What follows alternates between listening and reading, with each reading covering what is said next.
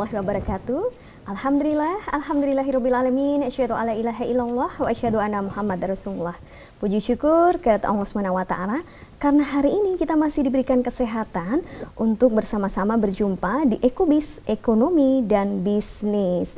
Pemirsa channel terpilih MTA TV, kita sudah kedatangan tamu ya. Di Ekobis kali ini beliau ada dari KSPPS Dirgantara. Ya, mari kita perkenalkan, ada Bapak Sutarto. Assalamualaikum warahmatullahi wabarakatuh, Bapak. Waalaikumsalam warahmatullahi wabarakatuh. Kemudian ada Ibu Rustri. Assalamualaikum, Ibu. Waalaikumsalam warahmatullahi wabarakatuh.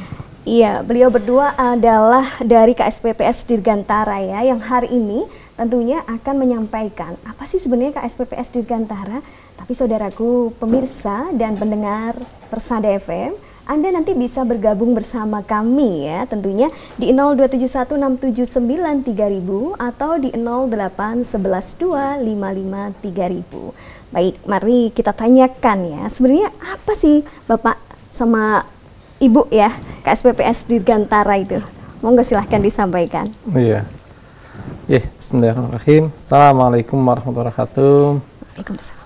Alhamdulillahirrahmanirrahim. Alhamdulillahirrahmanirrahim. Wassalatu wassalamu ala asyrafil anbiya'i wal mursalin. Asyhadu an la ilaha illallah wa asyhadu anna Muhammadan abduhu wa rasuluh. Yang kami hormati ya, dan yang kami cintai semua pendengar radio maupun pemirsa MTA TV di seluruh Indonesia ya. Alhamdulillah kami hari ini bisa kembali hadir ya di Ekobis yang sudah lama kita tidak hadir, yang dulu di tahun kurang lebihnya sebelum pandemi mungkin ya, tahun 2019 barangkali, ini sudah lama. Ini kita bisa hadir kembali. Nah, ini kita memperkenalkan kembali gitu ya. Apa sih itu KSPPS Dirgantara Mitra Sejahtera gitu ya. Yang mana emang kalau kita bisa katakan kapan sih, apa sih KSPPS Dirgantara Mitra Sejahtera itu nanti ya. Mungkin dimulai dari kapan lahirnya gitu ya. Gitu, boleh lah. Kapan lahirnya, kita, tahun lahir ya. Sejarah aja kita kembali ke sejarah KSPPS Dirgantara itu lahir itu sebenarnya di tahun 2007. 2007. Ya, 2007 itu dimulai dengan berarti berbarengan dengan radio kita ya? Ya mungkin. Kan pendirian itu rapatnya itu tanggal 31 Mei 2007 di ini di di Jalan Salu nomor 12 gitu ya. Itu rapatnya, pertama rapat itu dibentuklah koperasi, namanya awalnya itu namanya KSU Dirgantara. KSU gitu ya. Dirgantara ya. Perkembangan waktu berjalan sampai tahun 2029 awal KSU itu singkatan dari? KSU adalah Koperasi Serba Usaha. Serba Usaha Dirgantara ya. Dirgantara. Nah, tahun 2009 itu unit simpan pinjam dan pinjamnya syariah itu mulai berjalan itu ya. Setelah berjalan selama kurang lebih setahun ya, 2010. Nah, itu karena pada saat itu unit usaha dari KSU sendiri yang berjalan itu adalah koperasi simpan pinjam ya, karena adanya suatu regulasi maka memisahkan diri, akhirnya bukan misalnya tapi menjadi KSU berubah menjadi KJKS Dirgantara pada saat itu di tahun 2011. 2011 ya, jadi KJKS. KJKS Dirgantara. Singkatannya apa ini? Koperasi Jasa Keuangan Syariah Dirgantara gitu ya. Oh gitu. Dirgantara itu sebenarnya apa sih? Nah, nanti kita akan bahas juga ya. Ya, tapi terus lanjut dulu ya. Lanjut dulu kita biar ini.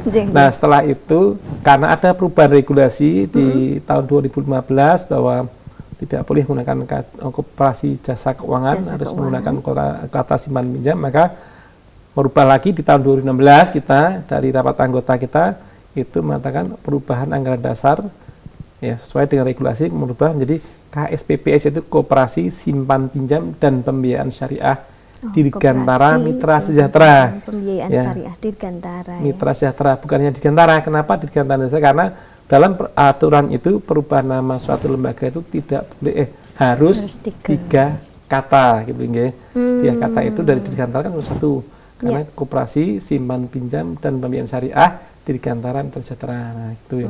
Itu sampai tahun 2016 kemarin kita berubah sampai sekarang. Nah, jadinya singkatannya KSPPS nih. Iya, KSPPS Dirgantara Mitra Sejahtera ataupun paling disingkat KSPPS di MS gitu ya. Nah, itu berdiri sampai berjalannya. Nah, kita sampai sekarang sekarang. Nah, kenapa itu Dirgantara harus ada gitu ya? Karena gitu ya, kita ngomong pada saat awal pendirian kenapa harus nama Dirgantara ya? Karena memang pendirian awal itu ngambil nama Dirgantara sendiri itu dengan harapan bahwa Dirgantara itu diharapkan koperasi ini bisa maju, berkembang bagus. Dirgantara itu kan ya di atas ya gitu ya, menjadi luas gitu ya Pak ya perkembangannya. Itu. Nah, kenapa sih harus terbang tinggi gitu ya, berkembang di mana-mana gitu ya harapan gitu. Nah, kenapa harus ada kenapa Dirgantara ada gitu ya. Nah, ini memang sebagai jawaban adalah karena awal berdirinya itu dari para pendiri itu bahwa Dirgantara ada, KSPPS atau KSU Dirgantara ada itu karena emang sebagai sarana dakwah, lembaga dakwah ya, kita itu memang dakwah ya. Dakwah kita di bidang perekonomian syariah, di bidang keuangan syariah. Nah, ini yang sebenarnya kenapa harus ada Dirgantara gitu ya, keuangan syariahnya. Kita berdakwah kepada anggota masyarakat, kita mengajak untuk berhimpun menjadi anggota di KSPPS Dirgantara, yang mana kita berdakwah memberikan bagaimana sih keuangan syariah itu yang gitu nggih. Itu harapan kami ke sana besar, dan alhamdulillah sampai saat ini ya, sampai di tahun 2009 kita mulai operasional sampai 2022 ini yang sudah bergabung jadi anggota sudah di 8.000-an lebih. 8.000-an lebih, wah subhanallah ini ya, Masya Allah. Dengan total yang diamanatkan pada kami itu sudah cukup banyak ya, kurang lebihnya sekitar 40-an miliar ya yang diamanahkan daripada anggota kepada kami ini ya. Itu memang suatu hal yang bisa dikatakan kepercayaan dari masyarakat untuk bisa menjadi anggota KSPPS Dirgantara gitu ya. Ini satu yang luar biasa, dan kepercayaan ini pun harapan kami nanti kita bisa tingkatkan lebih baik lagi, kita bisa mengelola amanat sampai nanti kita ya dipanggil Allah kan dia. Ini amanat dari anggota yang tidak bisa kita sepelekan saja, ini suatu hal amat yang luar biasa dan besar. Jadi mungkin itu dari sejarahnya gitu ya, seperti itu. Baik, mohon maaf nih Pak Sutarto sendiri ini di KSPPS Dirgantara sebagai? Ya, saat ini di perubahan anggaran dasar kami yang terakhir itu memang saya ditunjuk menjadi sekretaris dari koperasi ini sendiri ya. Jadi sekretaris. Ya, karena dan sudah awal dari 2007 ya berada di KSPPS Dirgantara. Tidak, masuknya itu 2009 gitu ya. Baik. 2009. Jadi tapi tahu sejarahnya. Iya, tahu sejarahnya. Jadi, karena memang ini kan kita juga harus menggali sejarah, karena kalau kita tidak tahu sejarahnya kita juga nggak bisa bagaimana ini berkembang ya, karena kita nggak bisa seperti apa yang diharapkan dulu pendiri seperti apa. Nah, kita harus belajar sejarahnya seperti apa sih pendirian KSPPS itu ya. Nah, maka disitulah kita sampaikan, sehingga nanti di situ ada namanya kenapa itu sebagai lembaga dakwah, berarti kita tujuan di sini adalah untuk berdakwah kan itu ya. Nah, sehingga dibentuklah nanti visinya seperti apa, misinya seperti apa, supaya jangan lepas dari ruhnya bahwa KSPPS Dirgantara lembaga dakwah gitu. Jadi lembaga keuangan syariah tapi tujuannya dakwah gitu ya. Iya, gitu. Jadi memang harus ada dakwahnya. Iya. Nah, ini tadi karena pemirsa sudah mendengar ya, ternyata KSPPS itu sudah 8.000-an yang ikut. Kemudian sudah sampai 40 miliar. Nah, ini kalau ada yang mau ikut, bagaimana nih caranya Bapak? Syaratnya nih, atau mungkin Mbak Rustri ya yang menyampaikan, karena tadi Bapak sudah sejarah. Monggo silakan Mbak Rustri. Jadi kalau untuk syarat bergabung dengan kita kan karena kita koperasi jadi memang pertama harus menjadi anggota. Untuk syarat menjadi anggota itu pertama mengajukan formulir pengajuan menjadi anggota, lalu membayar simpanan pokok, membayar simpanan wajib, lalu mengisi buku anggota. Gitu. Untuk simpanan pokoknya 10.000 satu kali saja, simpanan wajibnya 10.000 setiap bulan. Gitu. Berarti cukup murah ya, hanya dengan 10.000 atau 20.000 ya, 10.000 pertama, kemudian setiap bulan 10.000, itu sudah menjadi anggota ya? Sudah menjadi anggota. Wah, keuntungannya apa ini? Kok murah sekali gitu ya? Kalau sudah menjadi anggota koperasi Dirgantara, berarti kan ada bisa mendapatkan pelayanan berupa pembiayaan, bisa simpanan, bisa gitu Mbak. Jadi ada pelayanan simpanan. Nah, mungkin pelayanannya ya, pelayanan simpanan itu apa saja? Mungkin bisa disampaikan gitu.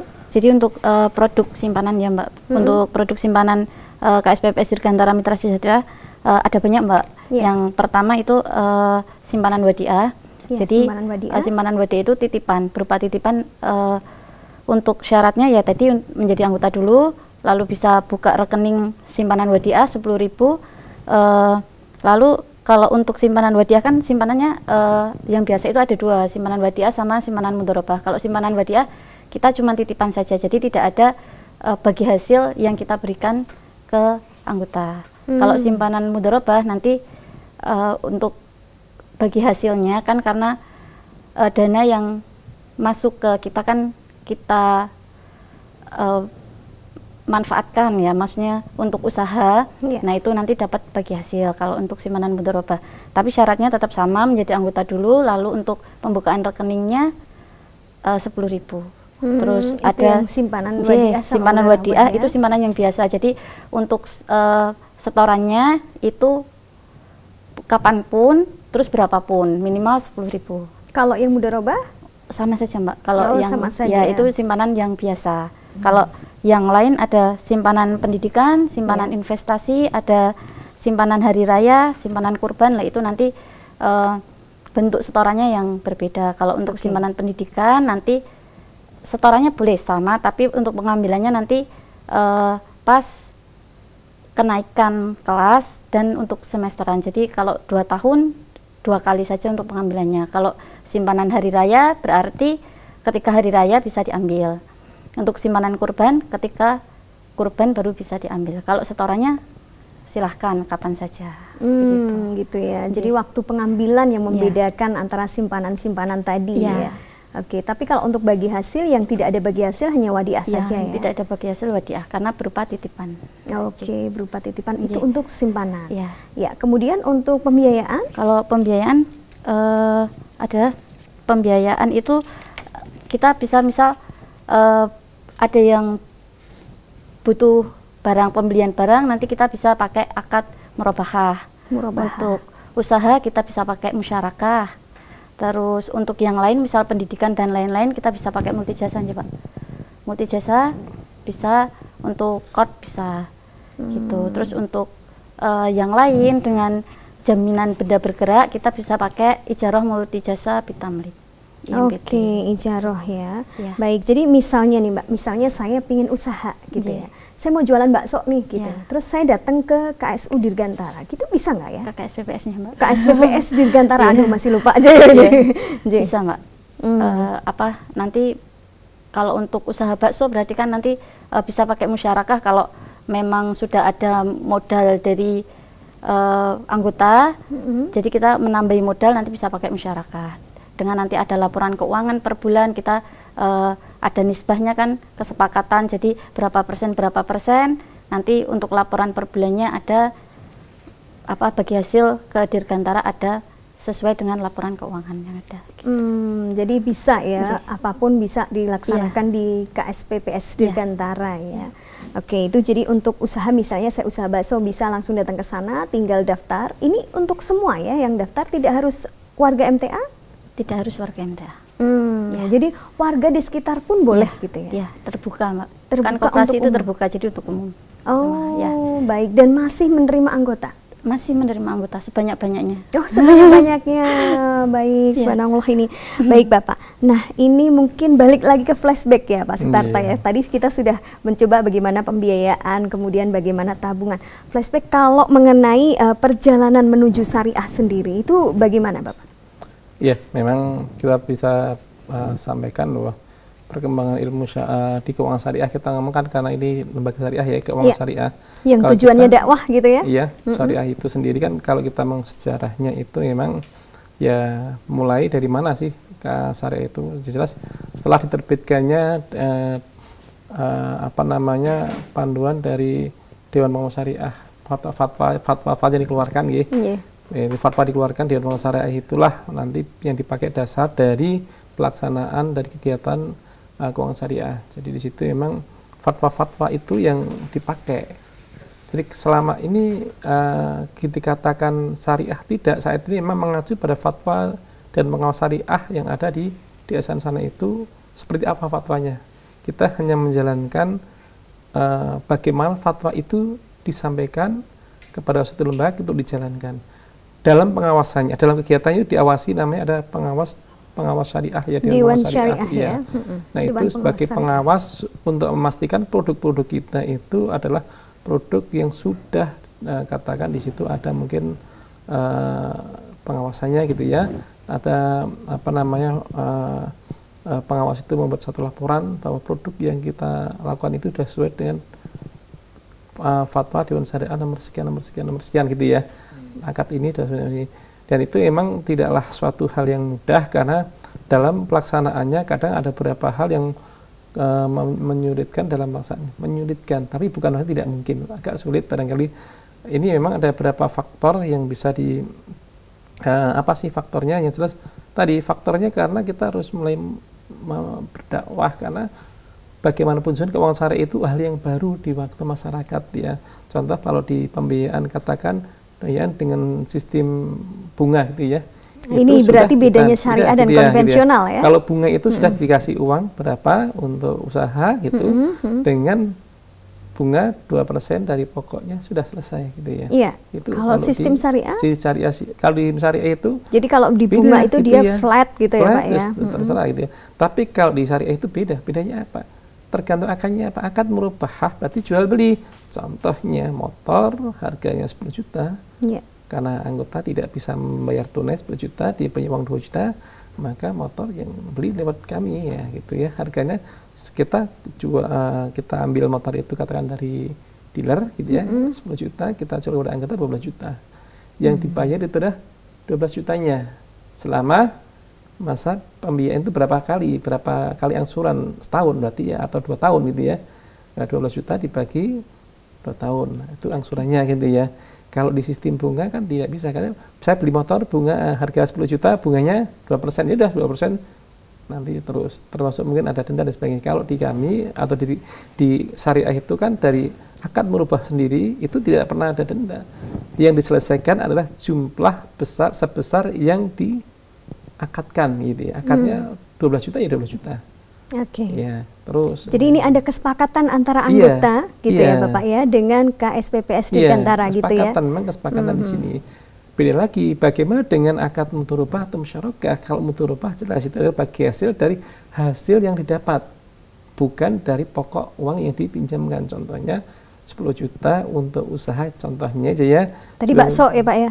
Bakso boleh, atau yang lebih mudah lah samanya itu untuk jual beli motor, tapi memang itu sebagai modal jual beli motor untuk mudharabah.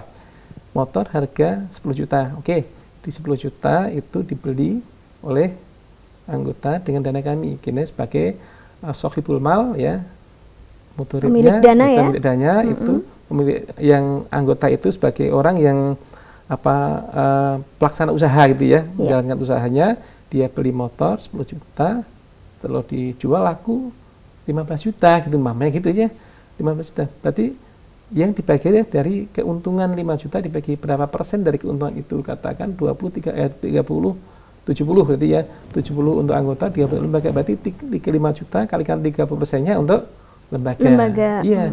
Ini yang jadi boleh ya disepakati seperti itu. Itu boleh.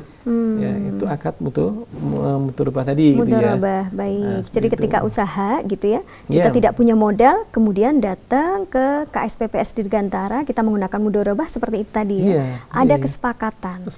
Ya, kesepakatan mau kasih berapa ke KSPPS. Jadi kalau misalnya tadi dapatnya 5 juta, kalau kita kemudian dapatnya 10 juta juga begitu ya. Besar gitu ya, benar itu besar. Kalau ternyata hanya untungnya kecil, ternyata 1 juta ya udah 1 juta, ya tetap begitu. Iya seperti itu, karena memang kesepakatannya adalah bagi hasil dari hasilnya kan, dan bagi hasil dari hasilnya, bukan dari pokoknya. Oh, bagi hasil dari hasilnya, jadi nggak perlu khawatir ya.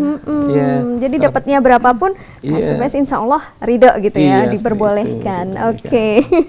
Baik, ini aduh seru sekali ya sebenarnya.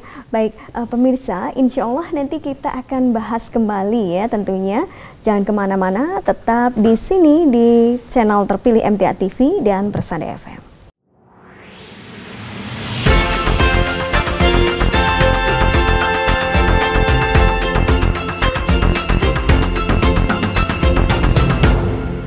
Baik pemirsa channel terpilih MTA TV dan pendengar Persada FM, kita masih di Ekobis, Ekonomi dan Bisnis bersama KSPPS Dirgantara.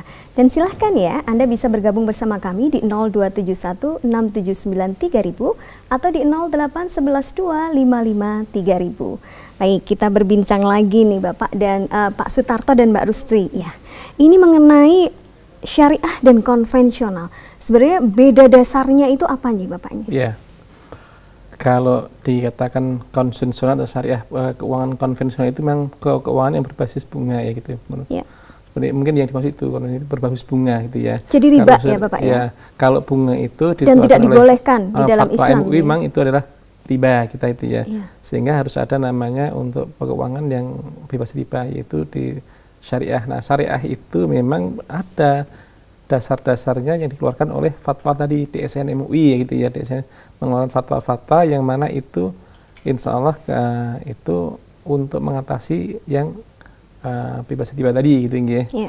Nah, seperti itu. Jadi bedanya apa? Kalau yang konvensional atau biji bunga itu adalah dari pokoknya ya, pokok harta pokok itu ya. Pinjaman ya? Pokok dari pinjaman ya. Katakan 10 juta itu 2%. Nah, itu 2% dari 10 juta. Dari 10 gitu? Juta. Itu. Nah, inilah yang disebut dengan bunga. Nah, ini jelas untuk riba gitu ya. Tapi kalau yang di syariah itu bukan dari pokoknya, tapi dari hasil atau uang ini telah berubah menjadi suatu produk ya. Sehingga produk dari atau hasil usaha produk ya? Itu sehingga akan menghasilkan hasil ini disebut dengan bisa dengan margin karena keuntungan dari jual beli barang, bisa dari kegiatan-kegiatan yang mana seperti tadi usaha bentuknya adalah bagi hasil usaha gitu ya. Nah, seperti itu. Jadi tidak murni uang gitu Pak? Tidak murni uang. Gitu, tidak dinilai dari uangnya. Nah, ini ada pertanyaan dari Pak Eko ini Pak ya. Jadi tadi beliau menyimak, kemudian kalau kita tidak bisa memberikan bagi hasil karena kita pilot bangkrut, bagaimana? Nah ini. Ya, kalau memang pilot bangkrut, kalau itu akarnya adalah akar berubah, ya memang menurut fatwa itu sebesar resikonya sebesar dana yang diserahkan pada untuk usaha. Jadi resikonya itu. Kalau untuk rubah, kalau memang bangkrut bukan karena kesalahan anggota, yaitu memang menjadi tanggungan. Bagaimana ini Pak? Maksudnya kesalahan anggota dan bukan contohnya itu contohnya? Contoh ya, kalau kita usaha, contoh aja bagi untuk rubah, katakan jual di usaha bakso, sarokah gitu ya. Ternyata kan sarokah katakan kita memberikan modal katakan 5 juta gitu ya. Karena usaha bakso, seperti tahun 2020 kemarin awal ada namanya pandemi COVID, ya, Pak, dan sebagainya, maka dan itu bukan karena kesalahan anggota, itu memang suatu keadaan yang memang tidak bisa dihindari. Ya, karena semuanya terjadi seperti itu maka itu namanya kerugian, ya sudah berarti itu kerugian itulah disebut dengan resiko. Sehingga memang lembaga juga menanggung resiko. Resikonya kalau usaha bakso tadi modalnya 10 juta, kita 5 juta, maka ya udah kita loss ya yang 5 juta ya, karena itu memang benar-benar karena bukan kesalahan dari anggota. Nah, jadi ya sudah tidak membayar begitu Pak? Tidak membayar karena itu akadnya adalah akad muturabah atau musyarakah gitu. Wah, menyenangkan ya berarti ya, tidak ada kemudian kita harus penalti. Tapi kalau itu kelalaian anggota dan sebagainya, kelalaian dari si anggota itu ya tidak bisa, itu harus. Contohnya ada kecerobohan, katakan suatu usaha yang memang itu ada kecerobohan dari anggota, katakan usahanya bagus dia bisa, tapi karena kecerobohan dia katakan untuk gaya hidupnya tinggi gitu ya, itu, sehingga beli lain, sehingga menjadi usahanya menjadi tidak berjalan, tidak berkembang, akhirnya mati. Itu karena kesalahan tadi, bukan gaya hidupnya dia, karena tidak amanahnya dan sebagainya. Itu adalah yang disebut dengan karena kesalahan dari anggota gitu ya. Tapi kalau murni itu adalah memang rugi, dan kondisi rugi itu bukan kesalahan karena suatu kondisi, suatu keadaan yang memang tidak bisa menjalankan usaha, akhirnya dia mati, ya sudah, itu adalah resiko bersama. Namanya resiko usaha seperti itu. Oke, baik. Kemudian ada pertanyaan dari Mbak Widya. Adakah jaminan untuk meminjam di KSPPS Dirgantara? Ya.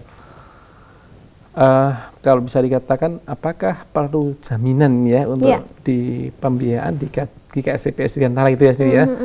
Ya memang pada prinsipnya memang ada hal-hal yang harus kita pertimbangkan untuk keamanan dari dana anggota yang diberikan diamanahkan kepada kami di selaku pengelola gitu ya. Tidak dana pribadi ya Pak ya, karena ini dana dari anggota ya, dari koperasi ya, sehingga dari kita juga menginginkan suatu keamanan di situ. Maka kalau ahli katakan itu bisa jaminan apa sih? Itu bisa dipersyaratkan, kita mensyaratkan jaminan apa? Mungkin bisa BPKB motor bagi katakan tadi merubah beli motor gitu ya, BPKB tempat kami gitu ya. Sebelum lunas jadi gitu ya, beli motor gitu ya. Sebelum lunas BPKB-nya di sana gitu ya. Jadi ya. pakai BPKB yang dibeli tadi Pak? Iya seperti itu. Kalau beli tanah ya, beli rumah dan sebagainya bisa gitu ya. Nanti sebelum lunas sertifikatnya di tempat kami sebagai agunan gitu aja. Nah itu untuk ya ini sama-sama sebagai bentuk pertanggungjawaban lah, sama-sama ya anggota bertanggung jawab untuk membalikan, kami juga bertanggung jawab kepada anggota bahwa dana yang kami salurkan itu adalah insya Allah aman. Oke, ini kehati-hatian pengurus ya Pak ya? Iya, seperti itu. Jadi memang tetap harus ada jaminan kalau meminjam di sana. Berapa minimal ketika kita harus memberikan jaminan? Kalau jaminan memang nanti ada berapa yang bisa kita sampaikan di kriterianya. Baik, kita coba terima di line telepon dulu Bapak ya. Ada teleponnya masuk? Oh baik, sudah putus, mohon maaf. Baik, silahkan. Jadi gini, ada berapa sih? Apakah harus semua pakai jaminan gitu ya? Iya. Sebenarnya ada satu produk-produk yang memang beberapa pembiayaan yang tidak harus tanpa jaminan. Ya mungkin kan ada juga namanya kita ada dari karena kan begini ya Pak ya, saya mencoba menjadi pendengar ini. Iya. Saya nggak punya apa-apa nih, gitu ya. Tapi saya pengen usaha, gitu. Nah, karena ini tadi KSPPS Dirgantara tujuannya adalah dakwah. Jadi saya pergi ke sana, gitu. Bisa nggak sih, gitu kan, gitu ya. Jadi saya modalnya cuman saya ini Islam, saya beriman, saya insya Allah amanah. Nah, kayak gitu tuh bagaimana Pak? Bisa nggak? Sebenarnya kami ada juga bagian yang mengelola itu namanya untuk pemberdayaan ekonomi umat ya ada.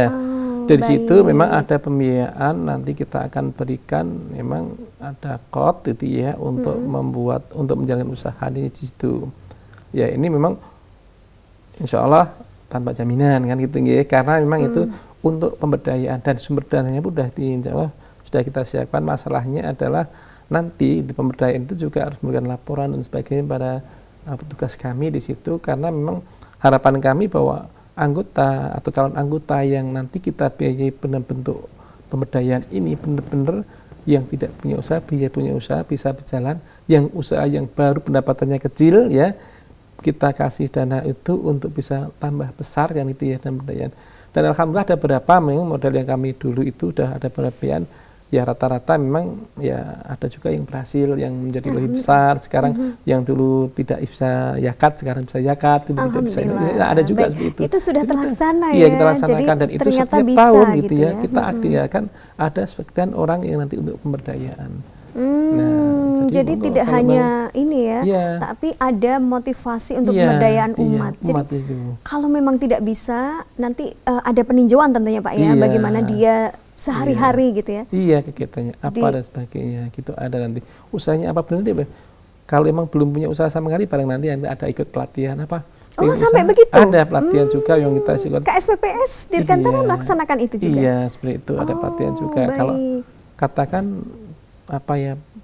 potong rambut ya, nanti bisa kita akan potong rambut ya. Atau usaha katakan jualan bakso pentol ya, nanti ada juga pelatihan ada juga seperti itu. Memang ini ada tujuan tadi untuk pemberdayaan. Kita harapkan nanti bisa berkembang lebih banyak lagi di sini untuk bisa ya, harapan kami memang adanya kami di Dirgantara itu bisa memberikan manfaat kepada anggota dan warga masyarakat yang bisa mengambil manfaat dari situ gitu. Untuk pemberdayaan umat ada sisi dakwahnya di situ ya. Oke. Jadi selama ini juga sudah dilaksanakan itu ya Mbak Rusli ya. Untuk yang tahun kemarin itu ada yang terus jualan soto sama potong rambut itu udah berjalan. Jadi tetap kan kita mencoba memberdayakan anggota yang memang tidak punya jaminan dengan dana yang dari Baitul Mal, Pak. Jadi tempat kita ada Baitul Malnya ya. Tapi ya dengan seleksi.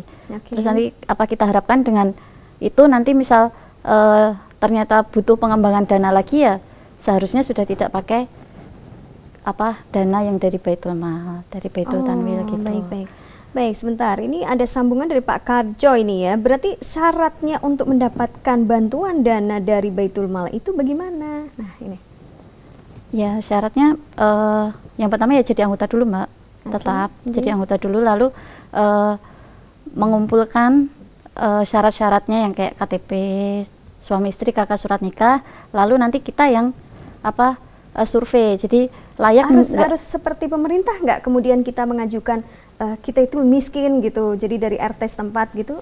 Kalau itu sepertinya enggak, Mbak. Nanti dari kita aja kita lihat, kita survei jadi layak ada survei dari sana. Layak enggak anggota tersebut kita biayai dengan biaya dari Baitul Mal. Ini bedanya konvensional dengan syariah ya. Jadi lebih memanusiakan ya. Jadi kalau memang umat sangat membutuhkan, justru dari pengurus yang datang ya. Pengurus datang, dari pengelola, Mbak. Kemudian pengelola ya, pengelola kemudian melihat ini layak nggak diberi bantuan dari Mal gitu. Kemudian selama yang kemarin ada potong rambut, kemudian ada soto ya. Iya, soto. Sama satu lagi itu berhasil nggak, Mbak? Kalau yang berhasil, Mbak. Lalu berkembang, dia butuh tambahan modal lagi, ya kita ke Tanwil gitu. Tapi kalau untuk kemarin, kalau untuk potong rambut kalian soto belum berhasil. Tapi bisa nanti kalau memang ada yang butuh dana dengan persyaratan yang tadi, maksudnya bisa masuk Baitul Mal, misal benar-benar tidak mampu dan lain-lain, nanti bisa dicoba. Karena kan gini ya, ketika kita ngomong saya itu miskin gitu, itu sebenarnya kan nggak enak ya. Kita mau ngomong miskin itu kan nggak enak, kemudian mengaku miskin itu sebenarnya juga nggak boleh. Tapi kita butuh sebenarnya untuk usaha, karena jelas anak-anak kita butuh makan. Jadi ini KSPPS Dirgantara memang memfasilitasi itu ya. Jadi tadi dari yang pertamanya dia adalah Mal, kemudian dia sudah meningkat, dia beralih lagi ke Tanwil gitu ya. Bisa nabung.